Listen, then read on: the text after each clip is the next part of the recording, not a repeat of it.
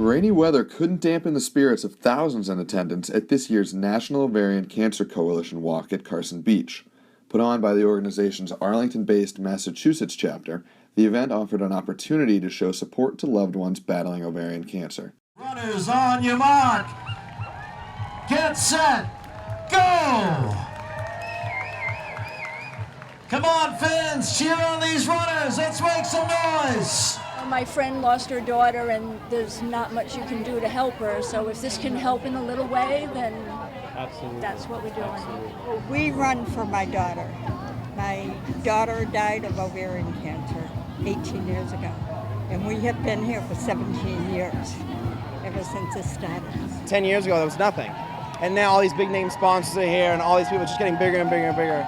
And the silence getting broken in a sense, so it's awesome. The NOCC Walk also shined a spotlight on the need to continue fundraising for ovarian cancer research. At last year's walk, over 1,300 participants raised more than $250,000. The National Ovarian Cancer Coalition really just works tirelessly to make sure that we can find a cure and also provide more quality of life for survivors. And those volunteers today that have come out to help the local chapter raise money that will go to that very cause is just, it's overwhelming. There's just no better word. Education was emphasized throughout the day. One of the NOCC's goals is to eradicate misconceptions of the so-called silent killer. There are some symptoms. So one of the myths is that there are no symptoms, or it's a silent disease. The symptoms include abdominal bloating. The symptoms include a feeling of fullness. Symptoms include having to urinate more frequently, and abdominal or pelvic pain.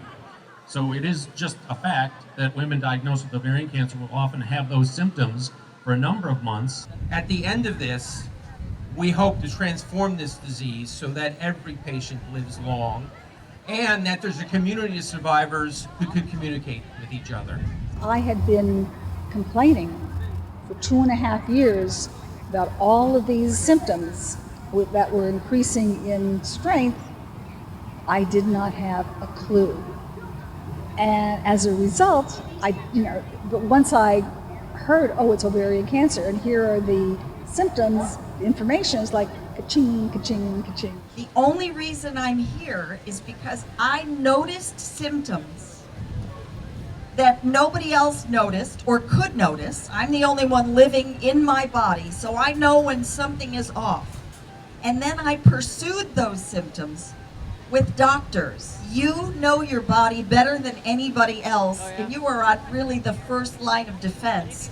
And I think the single biggest prognosticator of how someone is going to do who has been diagnosed with this disease is how early it gets diagnosed. We are stronger than ovarian cancer, and we are here to connect with each other and make that statement. So thank you all, everybody being here today.